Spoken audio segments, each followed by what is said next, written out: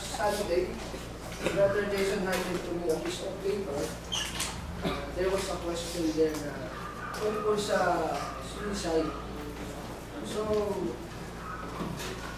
sa kautusan po ng ating Diyos, ang sabi ko doon ay huwag kang papatay.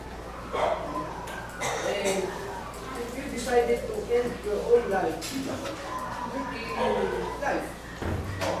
Kung hindi ka gusto ng Diyos na patayin mo yung sarili. The life which belongs to God.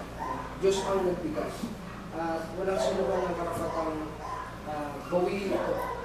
Sapagkat Diyos ang nagbigay, Diyos ang nagmamayari. Kaya pinuputos ng Diyos na huwag tayo. So ngayon, kung dagdagan natin kung yung taong nag-cause sa iyo o dun sa taong nag-commit ng suicide, nag-cause sa kanya ng mental distress, psychological abuse, o somewhat na nakaka-epekto sa kanyang kaisipan, pamumuhay para mapag-desisyon ng tapusin na ang kanyang buhay, nagkakasala din naman. Sabi ng ating Panginoon sa Kristo, narinig nyo, sinabi ng una, huwag kang papatay.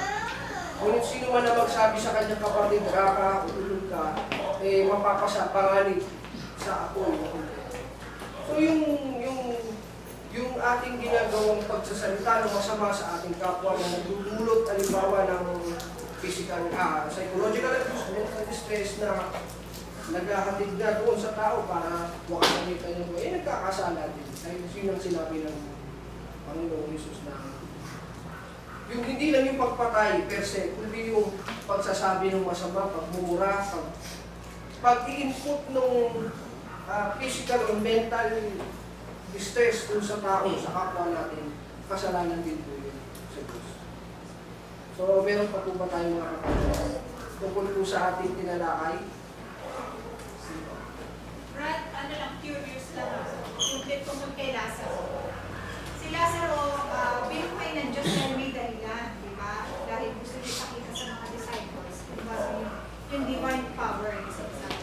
Pero ang tanong lang, all but si Lazaro. Hindi ba dahil yon ay dahil sa pagmamahal bilang kaibigan? O dahil gusto niya nga ipakita yung divine power? I cannot speak in behalf of Jesus Christ. Kung ano yung talagang dahilan niya ito, kung bakit niya binuhay si Lazaro. Yun yung ating mga makikita based on what we have read or the circumstances na sinasabi ng Biblia. Mahal niya si kanyang kaibigan. And demonstrasyon din yun ng kanyang kapangyarihan. Kaya niyang gumawa ng isang himala na hindi kaya gawin ni Numan. Patunay na siya nga ay tunay na Kristo ang anak ng Diyos.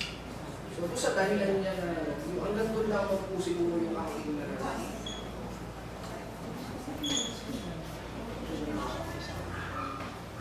Ay, dadagdag ko ba?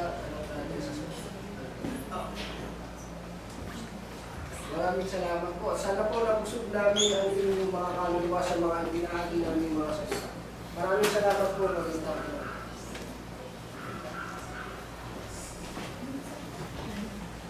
Yung mga balita po ay yung asawa ni Brother Carlo, kapatid ni Brother Bong ay namatay na mayapa noong last Friday po, no? And then nagpapo po ng tulong ang lokal ng Limos at hinatid po doon sa kanya. Nakabit naman. Sabi niya, sa message niya kanina sa akin, pinapabot yung pasasalamat. Sabi ko naman sa kanya, mas maganda po na ikaw mismo yung pumunta dito, sumamba at ikaw yung magpasalamat sa mga kalong. Baka sabi niya, next, sabi ko, kasi hindi ko siya naging sa akin. Yun lang po, salamat. Salamat po.